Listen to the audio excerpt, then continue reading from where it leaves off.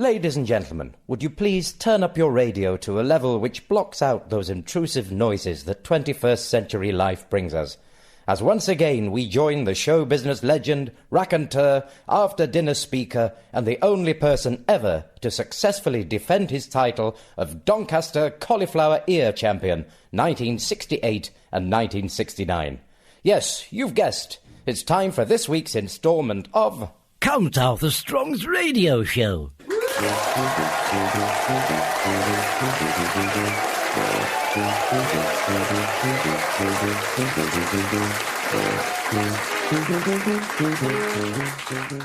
It was absolutely delightful for me to be here with you today for this wonderful occasion.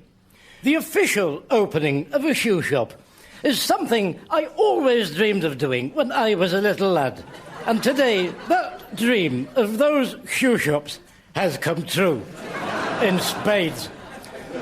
In fact, I was saying only the other day to my very close friend of all creatures, Brighton thing, Timothy Christopher, that I hadn't done one, and he said he'd done 4.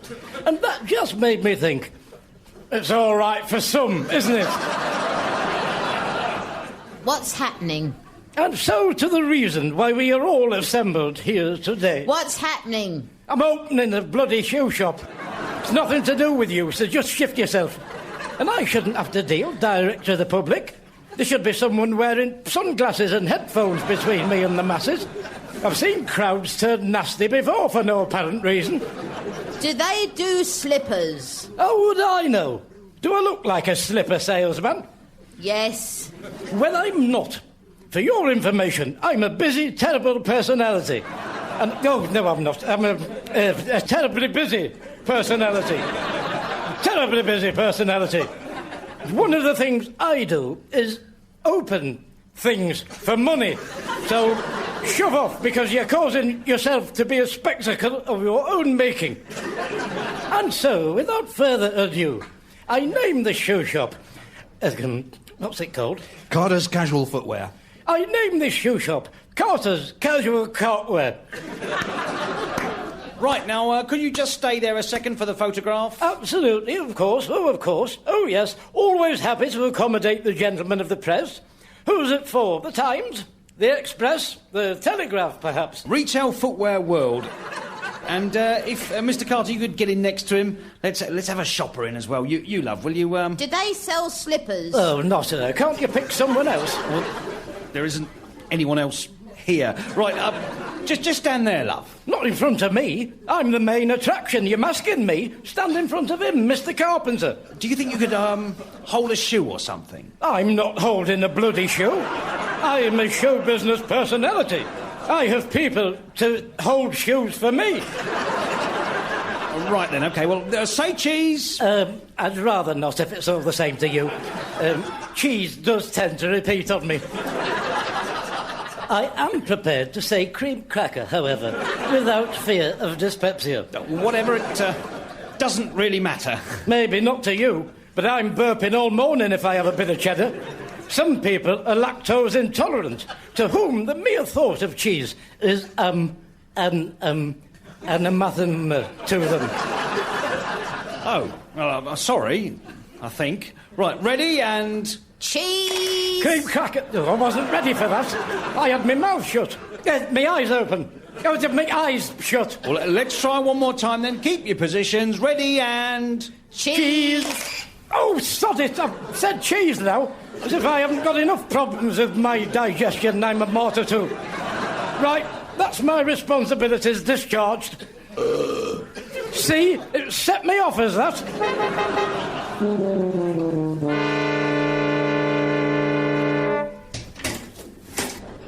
Hello, Arthur.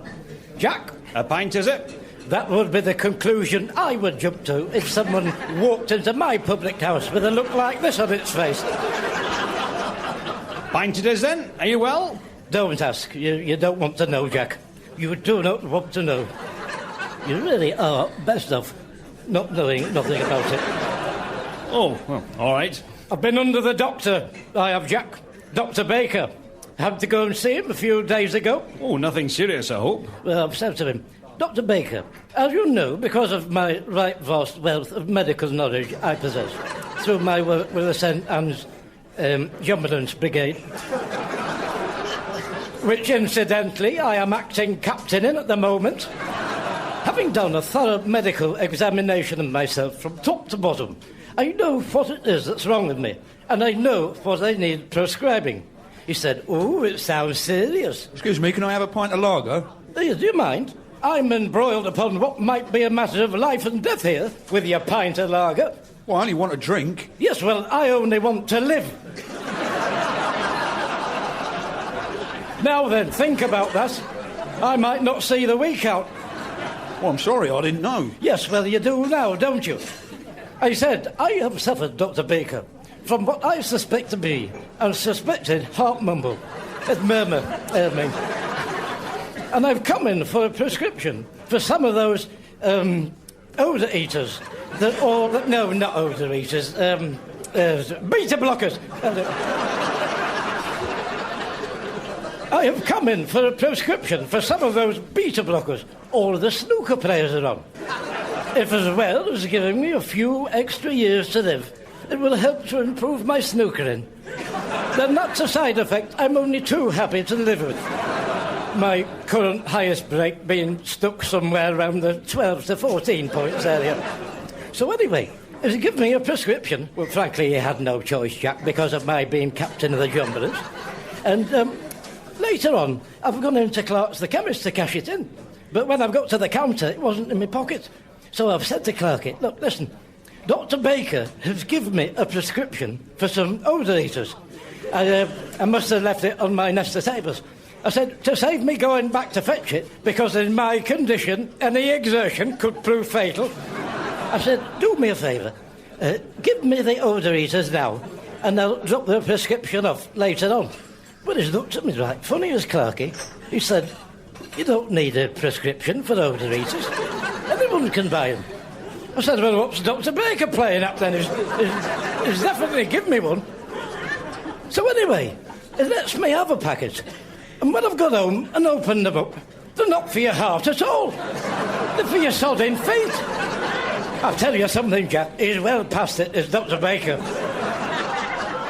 Mind you, having said that, they are comfortable, those old eaters. Oh, no wonder all the snooker players are on them. Like walking on air, Jack. So, what's happening? Are you better? I've got to go in for some tests. They want to do a periscope on me or something. I've had a letter. I'm on my way there now. I've just stopped off for a couple because I don't expect they'll have a bar at the infirmary, will they? Or a social club. The state of the national health in. Can I get a pint of lager now? Oh, if I crying out loud, are you still here? Certainly, mate. I'll get you one. I only get an hour for lunch. Well, I might not have an hour left, you know. So you're one of the lucky ones, aren't you? That you can plan that far ahead. I don't see how you can die from not wearing odour eaters. Well, then you'd be surprised then, wouldn't you? Because you can die from all sorts. There you go. Sorry for the wait. Thanks very much. Cheerio. Someone with probably a little bit of a drink problem, if you ask me, Jack, the fuss he was making. I mean, we all like a drink, but you know, everything in modernisation, as they say.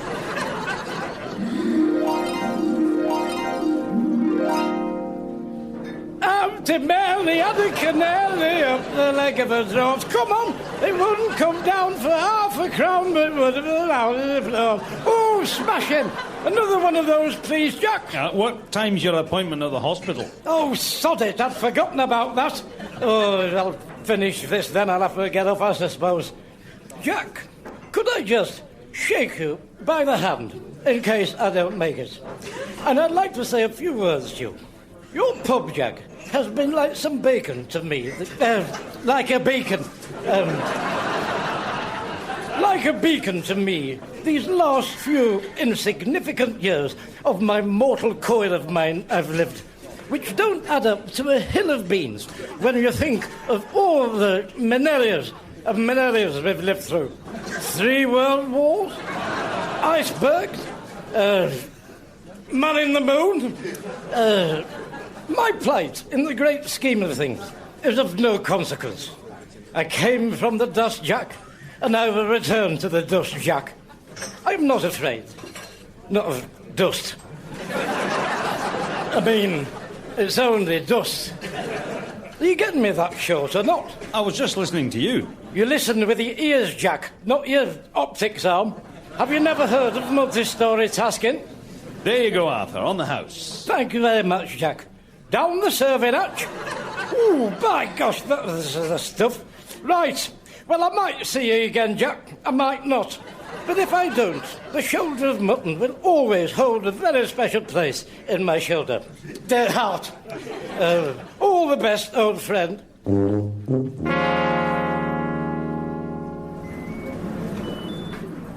Let's have a look. Reception. Here we are. Good afternoon. I'm Count Arthur Strong. You're expecting me. I've come in for some tests. Frankly, it should be just a formality. I'm very good at tests. Oh, are you? Yes, and I do have a medical background, so I'll be keeping an eye on the procedures here. Well, you'd probably be better off talking to one of the nurses about that. What are you, then? A cleaner. Well, how am I to know you're a cleaner? I've got a mop and bucket in my hand. Yes, well, very convenient is that. It's a crime to impersonate a nurse, you know. I'm not impersonating a nurse, I'm mopping the floor. Well, you want to be careful. I saw a film about that. He thought he could get away with it, but they hunted him down in the end. Just like they'll hunt you down. Why on earth would they hunt me down? For doing away with people on the operating table and making it look like human error. And all the time wearing that sturgeon's mask, so everyone would think you're the real doctor, who you've drugged and tied up in the cupboard. I honestly don't know how you've the nerve to stand there looking me in the eye. Now, if you'll excuse me, would you please excuse me? Bloody idiot. What's going on here? Is this the queue? Yeah. Blimey, it's a disgrace, is that? And they say it's getting better, don't they, when they talk about it on the news? I don't think it's giving change as well. Do I have to stand here, even if I've got an appointment? Yeah, if you want a cup of tea or coffee. Eh? It's the queue for the coffee machine. Oh, for crying out loud. Where's the sodding queue if you've actually got something actually wrong with you?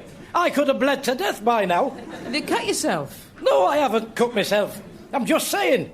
You should have some signs up, shouldn't they, telling you where to go? OK, you've got to go to that counter there and get one of those numbers out of that machine. And when it's your turn, they light your number up on that board over there. More bloody red tape. It's like being in a sodding bingo hall. I've seen these ticket machines in the supermarket, on the cooked meats. It's scandalous they're using them in a hospital. 92. Oh, I don't want that one. I want something with an 8 in it. Let's have a look. Get rid of a few of these. 96, 97. Oh, here we are, 98. Excuse me, what you doing? I'm choosing a number. Sorry, you don't choose one, you take the next available one. What if you don't like your number? You don't have to like your number. It's just so we all know who's next. Everybody takes the next available number when they arrive. Then we know who follows who. There aren't any arguments about it then. Well, I'm sorry, but I'm not having anything that adds up to 11. That's just tempting fate, is that?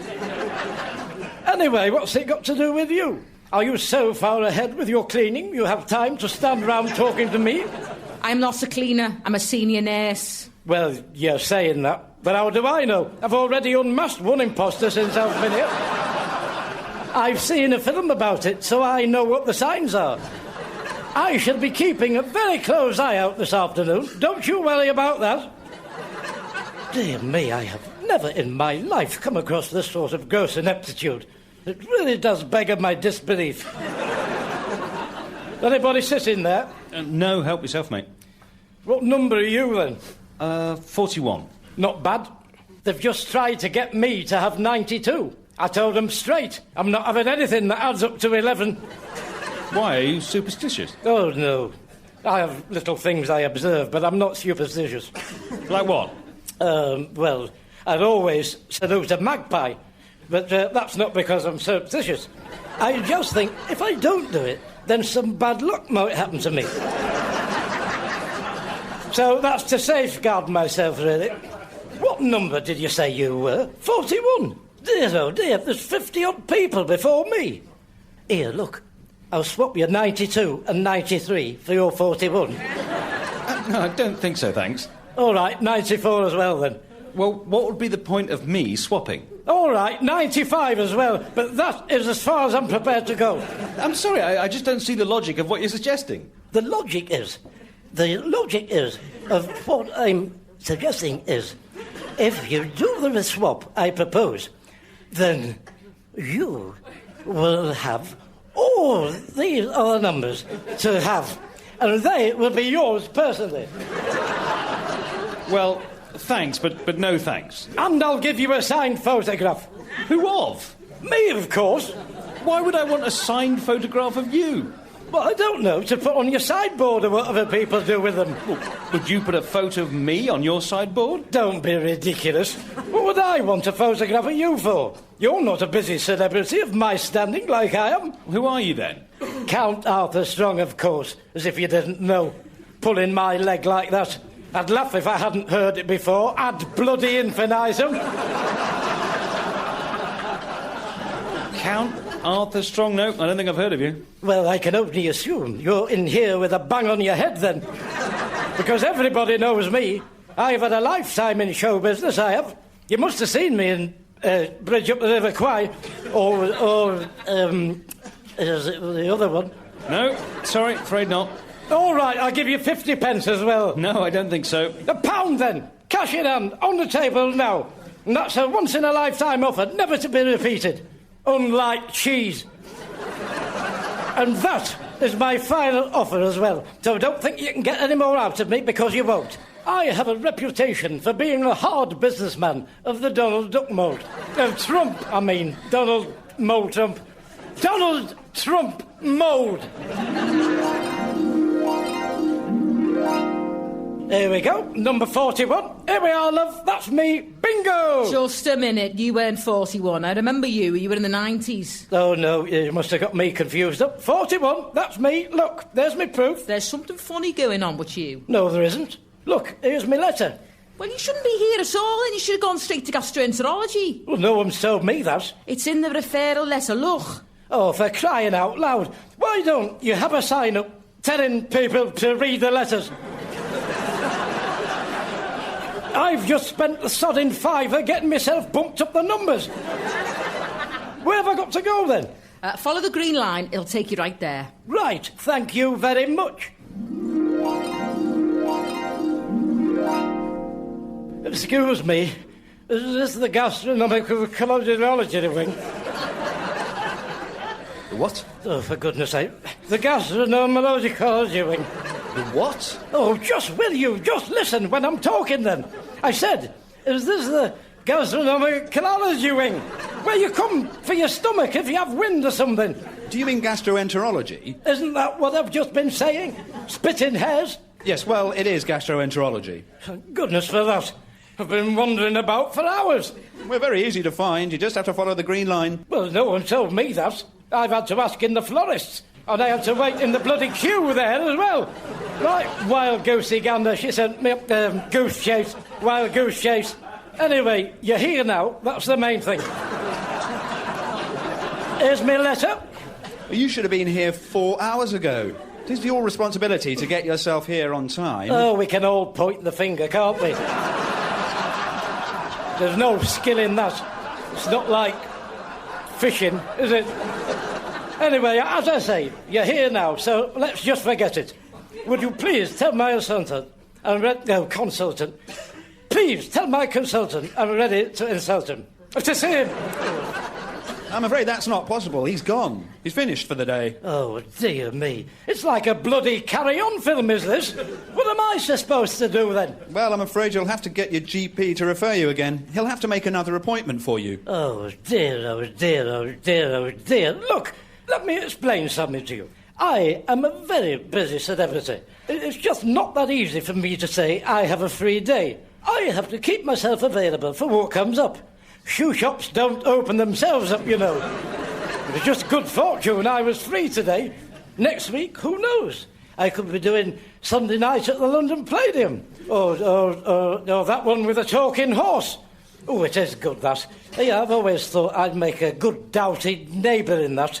Or I'm the one that sees the horse talking, but nobody believes it. I could be very convincing doing that, because I once heard a sheep in Wales say, "Go away." Clear as a bell. And no one believed me then. So I do have all the credentials for it. I'm sorry, I'm afraid you've lost me. Look, you're going to have to get your GP to refer you again. I'm sorry about that, but that's all we can do. Right, thank you. Wonderful, very helpful. Dear me, talk about I'm all right, Jack. I could be in the last gasp saloon here for all they know. I'm shattered as well. 4 bloody hours wandering round these corridors. I'll have a sit down before I do anything else. I'm exhausted the miles I've covered. If there is anywhere to have a sit down. Oh, here we are. You see, this would be a perfect moment if they had a social club for me to drown my sorrows about losing my appointment. They're missing a trick there, the National Health. With all the money they could take at the bar, then they could reduce my tax bill. Oh, dear. Ooh. I think I'll just shut my eyes for a minute. Excuse me. Wake up. Excuse me. What? Who's that? You block off. Oh, where am I? You're in the hospital. Are you acting Captain Count Arthur Strong of the St. Anne's Ambulance Brigade? Why, what's it got to do with you? We need your help acting Captain Count Arthur Strong. Please, let's not stand on celery. Call me Count Arthur. What seems to be the trouble, Doctor? Would you come and have a look at a patient in the emergency room? I don't mind admitting he's got us a bit stumped. It's just through here in the operating theatre. Very well. Lead the way.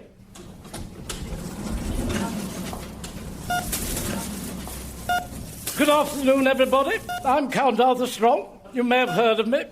Now, some of you may not agree with my methods and techniques I employ. To those people, all I would say to you is let's save this man's life and we can have a post-mortem afterwards.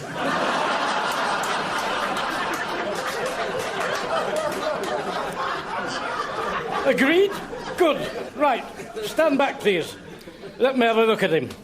Yes, his vital statistics are 20 over 40. Nothing unusual with that. Or is there? I've never been sure what that means. Now, I'm going to shine a torch in his eyes, like they do on the telly. As I thought. He's got one on that side and one on the other side. So that's textbook. It can't be that, then. He's got all his ears. 2 feet. Well, I don't mind telling you, I'm a bit flummoxed myself.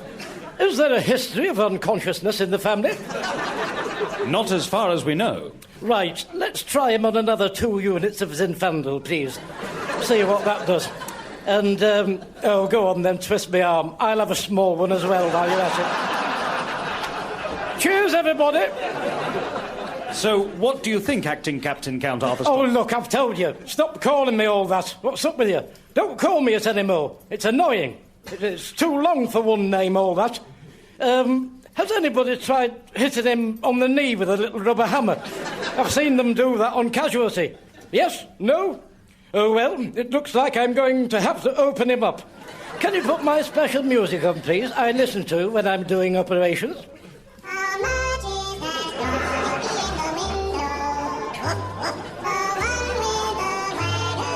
Scalpel. Scalpel. Pardon? Scalpel. Oh, I've just asked you for that. You must be psychic, you. Right, now I'll be making the first incision parallel to the spleen along the wall of the abdomen. Not orthodox, I know, but it'll get us in there quicker. Swab that for me, would you please? Oh, dear. You better keep your finger on that. I'm not quite sure what those are. Clamp. Clamp. Pardon? Clamp. Oh, yes, thank you. Trumpet. Trumpet. No, not trumpet. It was miles away then. The big tweezer things. My mother used to get the washing out of the boiler with them. Forceps. Forceps. Forceps. Forceps. Pardon? Forceps. Listen, it was funny at first, love. But I am getting a bit tired of that now. You're like a flipping parrot. Right, let's have a look in here. Well, we don't need that for a kick-off. Frankly, I've never seen the point of those. So that goes back underneath that. Oh, look, we have 2 of those. Well, I never knew that. Right, let's have a stitch or 2 in there, tie a quick granny knot, and I think that's me done. Congratulations, everybody. He's coming round. Very good. I'll just go up the business end and have a word. Can you hear me? I said, can you hear me? His head's at the other end, Doctor. Is it? Oh, yes, you're right. I must have my other glasses on.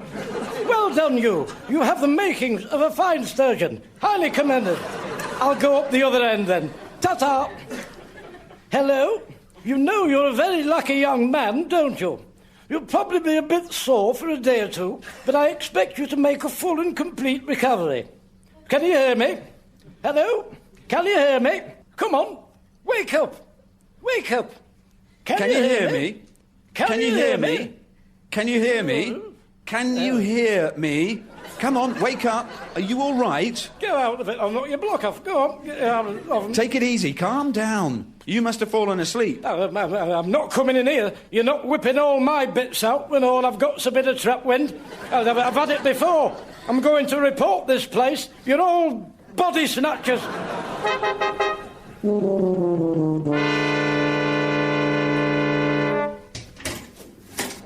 Jack, get me a drink, quick. Arthur, you're still in the land of the living, then? No thanks to them at the hospital. Oh, it's shocking what's going on up there.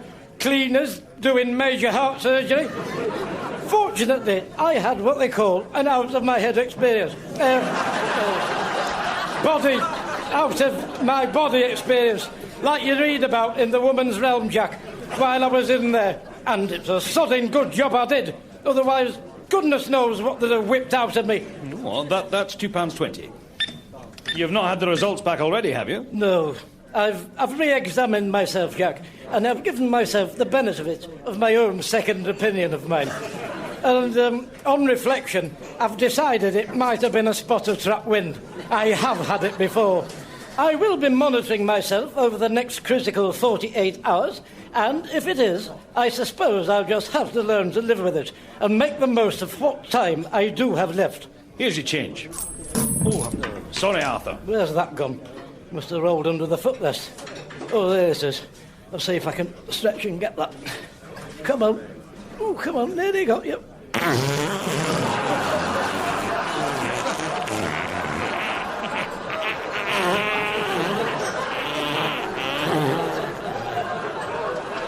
Oh, that's better. Told you.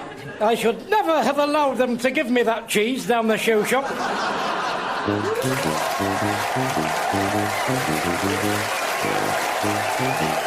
Appearing with Count Arthur Strong were Sue Perkins, Alistair Kerr and Dave Mountfield. The script was written by Steve Delaney and edited by Graham Duff. Count Arthur Strong's radio show was recorded live at Comedia Brighton, is produced by John Leonard and Mark Radcliffe, and is a joint Comedia Entertainment and Smooth Operations production. And now, ladies and gentlemen, there follows a short appeal. Please stay tuned to this radio station for the next 28.5 minutes as the crow flies, for we now join the show business legend, raconteur, after-dinner speaker, and twice the South Riding of Yorkshire's pork pie balancing champion for 1968 and 1969. Yes, indeed, it's time for this week's instalment of... Count Arthur Strong's radio show.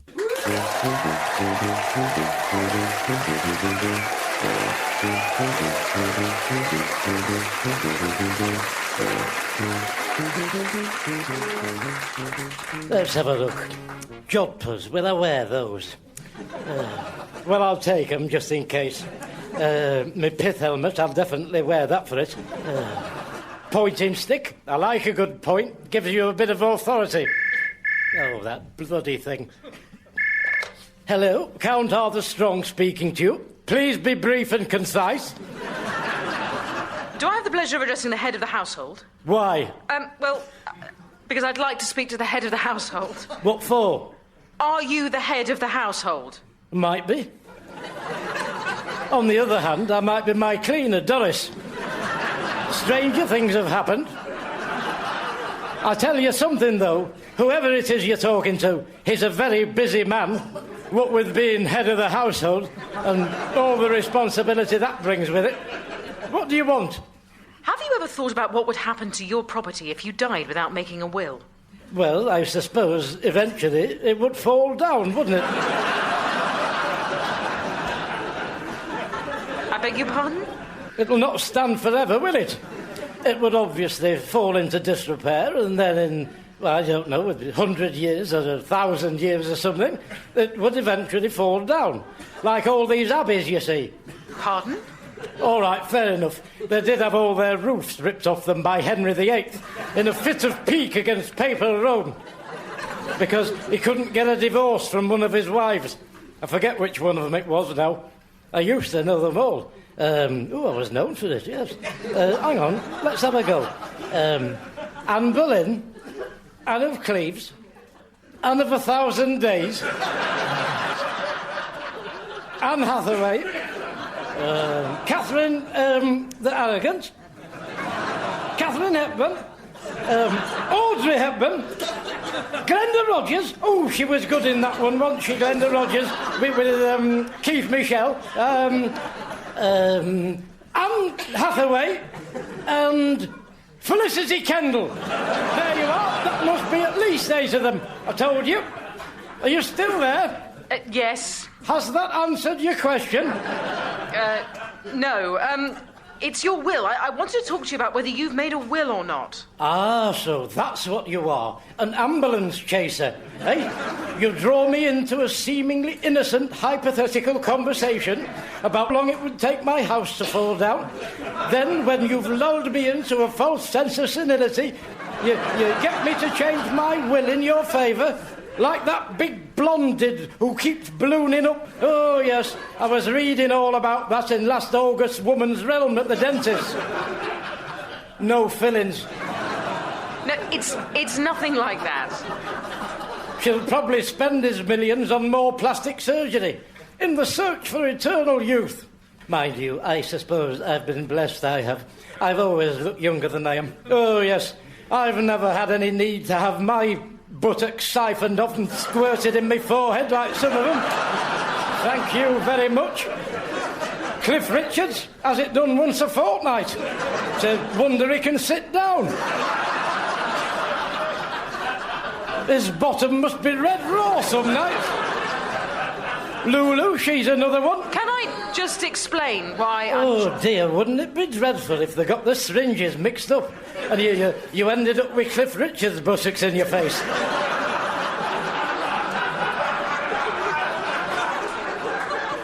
Wouldn't know where to put myself.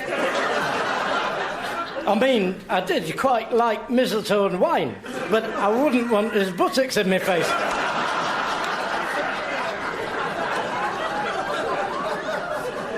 Made me feel quite bilious thinking about that. Look, I'm not trying to get you to do anything you don't want to do. All I'm doing is I'm selling do-it-yourself wills. Oh, yes. And who is it you work for? Birkenhead, eh? You must think I was born yesterday. Well, I've got news for you. I wasn't born yesterday. And frankly, I'm amazed you thought that a day-old baby could be holding an intellectual conversation like I'm doing to you. You're living in cloud cuckoo land, you. You've made a mistake. I think you'll find it's you who is the mistake maker here. Listen, I'm going to do a 17417 whatever it is when I've hung up and give all your details to the police force. And what you haven't realised is I've rather cleverly tricked you into telling me your name, haven't I, Mrs. Birkenhead? Hey? She's hung up. Dear, oh dear, the rudeness of some people. She'll not be trying that one again in a hurry, now I've put the frighteners on her. What time is it? Oh, I'll have to do a 1717417 0898000. Whatever it bloody is, on a number later. I'm too pressed for time now.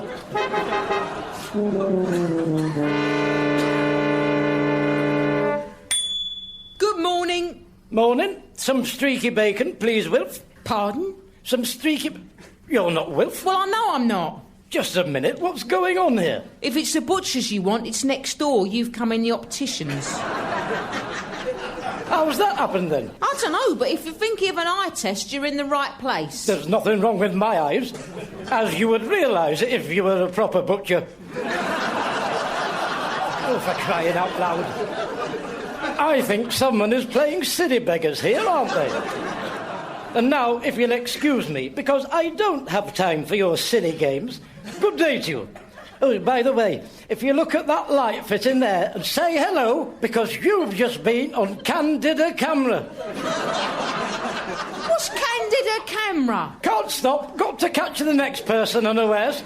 I'll tell you something, though. You'll look a right bloody idiot when it's on the television, clever clogs. Oh, yes, you've been framed, all right. Now then.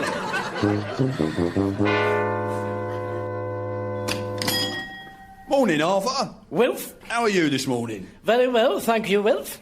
Despite the attempts of that practical joker in the glasses shop next door. What, Michelle, in the opticians? You know, some people just have a bit too much time on their hands. I'm toying with the notion of reporting her to the Independent Opticians Regulatory Body. Off look.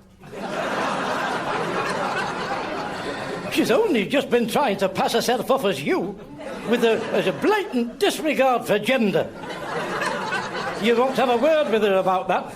Lord knows how much of your trade she's had. Because it wouldn't surprise me if she'd been selling off bits of offal on the side. Why would she do that? I don't know, Wilf. Hey, maybe she's got that, Baron Munchausen syndrome by Popsy. Yes, I watched a film about that on the telly. Oh, it's tragic how far some of them go when they've got that. It's a terrible thing. A terrible thing is, Bob Munchausen syndrome. Bob Munchausen syndrome. Oh, what are you up to then today? It's my lecture talk tonight. Count Arthur Strong's Forgotten Egypt. Oh, that's tonight, is it? That's right, 7:30 prompt on the bottom. Latecomers may be admitted at the discretion of myself. It very much depends on how I feel when I'm presented with them and what they look like, etc. There is a basic criteria to be met. I'm not just letting anybody in. There will be a strict dress code. Oh, really? Well, what'll that be then? No work clothes or jeans. No overalls, obviously. If you come in a hat, I'd require you to take it off for the duration of the lecture talk. And if you're a lady, no trousers. Unless you can prove there's a good medical reason for it. And for that, I would require a doctor's note. So, if you are a woman, Wilf, and you do come in trousers, and you haven't a doctor's note, you've got two choices. One, you either take the trousers off and stop, or B, get yourself back off home and miss what would have been something you would have really enjoyed if you'd stayed and taken your trousers off. The choice, Wilf, is yours. Oh, just use your common sense and you'll probably get in. Anyway, listen, it's a very important night tonight. I've got a representative from the British Egyptology Society coming this evening. I've applied for membership of that very June, July, August body. If they like what they see tonight, and how could they fail not to, well, let's just say I'm hoping to have my passage eased for me. Now then, would that be your streakiest streaky bacon? Or do you have something streakier, surreptitiously secreted in some secret store somewhere, safely secured, so should someone strive to subsume said streaky, security steps shall stop said scurrilous scoundrel?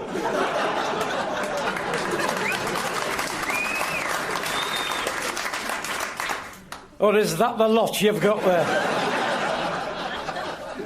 That's the lot. Right, I'll have 2 rations.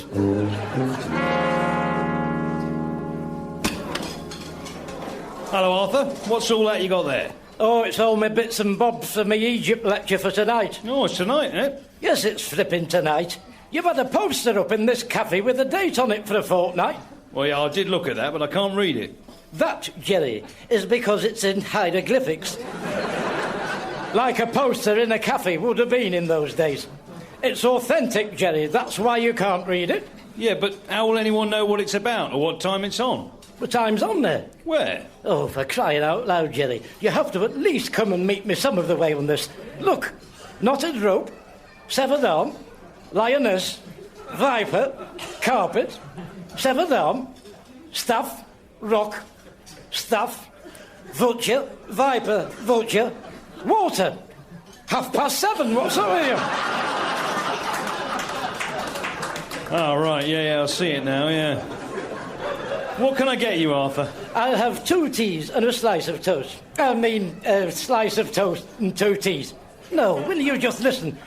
2 slices of tea and a cup of toast. I can't put it any place. No, it's not that. 1 tea and 2 slices of toast, please. With an egg on it if it's not too much trouble. I'll bring it over. Right, get me red biro out. Me pad. Are you using that, mate? What, me red biro? Your tomato sauce? Haven't you got any on your table? I wouldn't be asking if I had. Oh, go on then. As long as you bring it straight back. And I'm trusting you now. Normally, I'd get you to sign a chitty for it. But I'm a bit too busy for that at the moment. Thanks very much. Now, let's have a look at this. Welcome, fellow Egyptologists. That's a good start, is that? Because that's inclusive, and that's what they'll be looking for. Welcome, fellow Egyptologists, to what I hope will be... There you go. What? Your sauce back. Oh, thank you for being so prompt with it. Don't mention it.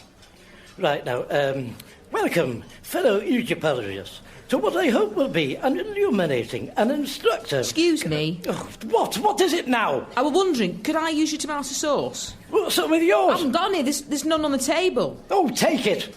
But only on the understanding that you return it at the earliest eventuality. Thank you. Welcome, fellow Egyptologists, to what I hope will be an illuminating and instructive series of... Here you are. Oh, where I am, what? Your sauce. Oh, for crying out loud, just leave it on the table with you. Welcome, fellow Egyptologists, to what I hope will be an illuminating and intrusive series of lecture talks over the... What? What are you staring at? Oh, don't tell me. Here, take the sodding stuff. Just bloody well have it. Do me a favour, keep it. I don't want it back. Blood and sand. You know, I've never known anything like it. Welcome, fellow Egyptologists, to what I hope will be an illuminating and destructive series of lecture talks. There you go, Arthur. Do you want any sauce on that? All right, that's it. I've had enough. You've just broken the camel, Jerry. Cancel that. Cancel my order. I can see what's going on here. I'm off. I shall see you tonight at Knotted Rope, Severed Arm, Lioness, Viper, Carpet, Severed Arm. Right then, let's... what does that say? Please knock loudly, bell not working. The caretaker. That's a good start, isn't it? Come on, you dozy. Geoffrey! Geoffrey! Geoffrey! Geoffrey! Where are you, you idiot? I'm here. Open the sodding door then and get a move on. You'll have to stand to one side. Why? Does it open outwards? No, but you're in the way. In the way of what? Me, I'm behind you. What are you doing behind me, you dozy so-and-so? I've been to get some milk. I've just been knocking my knuckles red raw on your big stupid door. Did you not think to take your sign down when you left the premises unoccupied? No. Because that sign infers to me that there's someone in there, ready and waiting to meet and greet the knockers. I never thought of that. I'll just get the keys. Right, so you're all filled in now, aren't you, on all the do's and don'ts in terms of admitting the general public? I think so. Don't think so, Geoffrey. No, so. It's a very important evening, is this. Confidentially, I expect to be elected to the board of the British Egyptological Society after tonight, and who knows what glittering prizes might lay in store for me thereafter. President, perhaps, or even, dare I say it, Vice President. Oh, yes. Well, it would be no more or less than I deserve. Who's on the door, then? I am. Right, that's for you. It's a list of road violations and other procedures of entry that won't be tolerated. Right. Oh, this is Michael. He's helping me out tonight. So you'll be doing my music and lighting, I presume, if he's on the door? Yeah, I suppose so. Well, sure, a bit of enthusiasm. Where did you get him from? He's my nephew. He's stopping with us. Oh, dear, that's all we need. Look, you start with me with a clean slate. I won't hold any of your uncle's misdemeanours against you.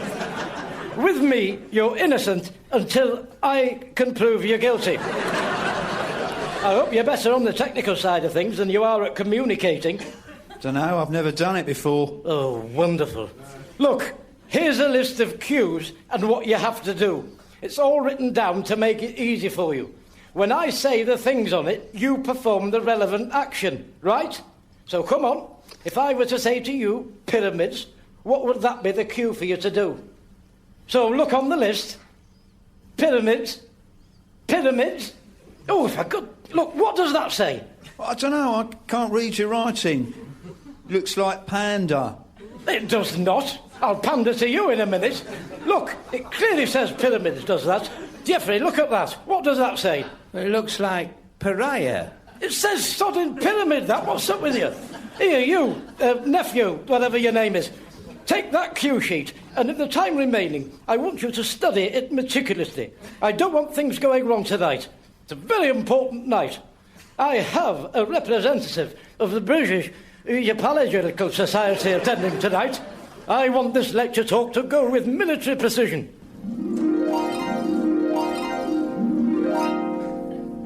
Can I see your ticket, please? Here you are. Can you sit anywhere? Yes, but there's no spitting. What did you say? There's no spitting. It's on the list. I've no intention of spitting. Good, because I've been told to keep my eye on you. Tickets, please. Oh, I'm sorry you can't come in. Why? Well, he says all the women have to take their trousers off. I beg your pardon. All the women have to take their trousers off or go home. There's a dress code. It's on the posters. Do you know who I am? No, don't think so. I am from the British Egyptology Society. Oh, I don't care where you're from. You've got to take your trousers off or go home. You disgusting little man. Ow! No, don't do that. I was only following orders. Following orders, are you? Well, perhaps you can tell Count Arthur Strong from me that this is not the sort of behaviour we in the Society expect of our members. I shall be sending him a letter regarding his application. Goodbye. Oh, dear. Better start then, Michael. Hey, that's the music. No one's come and got me. The bloody idiots. Just coming. Yes, don't worry. The pyramids, the Sphinx, the Valley of Kings, the Valley of Queens, Sir Elgin Marbles, and Queen Cleopatra's noodles. Needles. Queen Cleopatra's needles. The spell of ancient Turn it off. You see, nobody told me we were starting. That's what's happened there. The spell of Turn the music off. Turn it off. Turn off the music off. Michael, look at your bit of paper. Turn off the music off. Turn off the music off.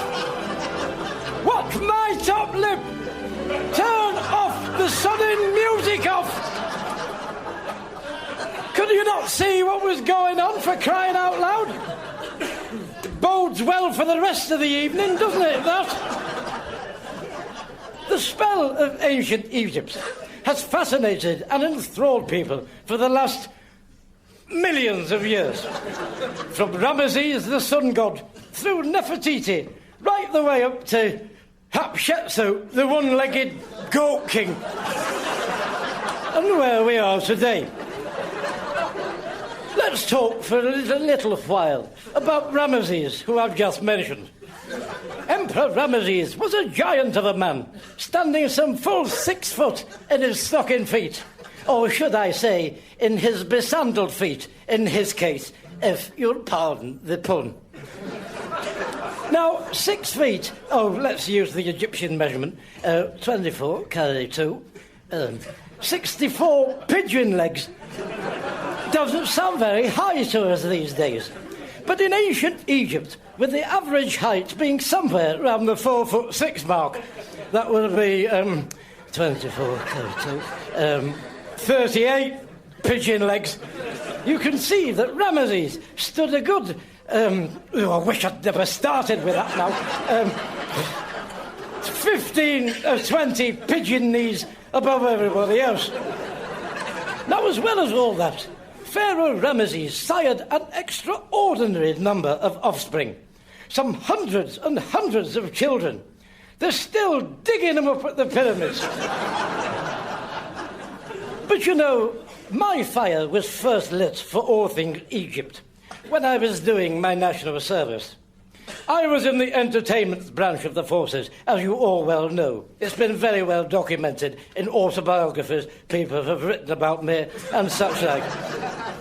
And we came to Egypt when we were touring the Middle East in that wonderful, wonderful show, what was it?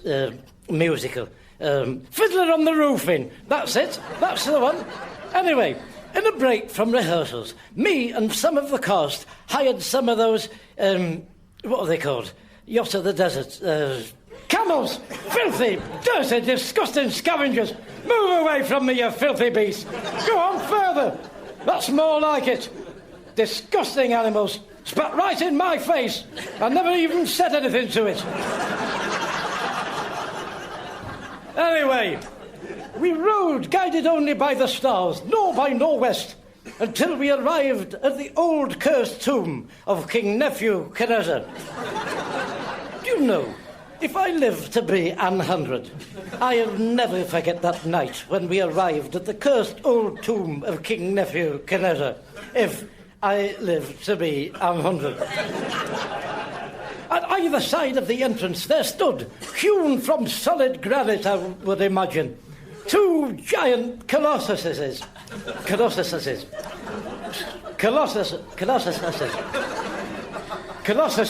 Listen! At one side of the entrance was one giant colossus, and at the other side of the entrance there was another giant colossus. You see, there's ways round all that. Anyway, I turned and, flaming flambeau in hand, walked through the entrance. Once inside, there were no prizes for guessing which was Nephew Canva's Sarsassar Goose. It shone like solid gold in the half-light, almost half-blinding anyone who even half looked at it. To my left, hidden to the naked eye, I spotted a concealed chamber. My throat went as dry as a bone. Could this be the last resting place of... Here we go. Toot the car horn. Toot the car horn. Toot the carman. You see? That's how you remember them. I pushed open the door to it. What secret would I find on the other side? The bloody sodding camels, that's what. Eating my potted meat sandwiches. Gone right round in a bloody great circle, come back in at the ticket office, haven't I? Complete waste of time.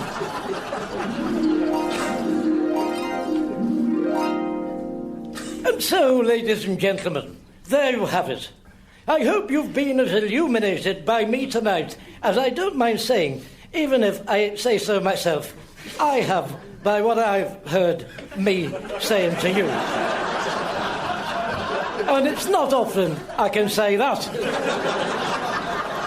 Anyway, thank you for making my talk such a success that I think it's been, by not coughing, picking your noses, or spitting through it.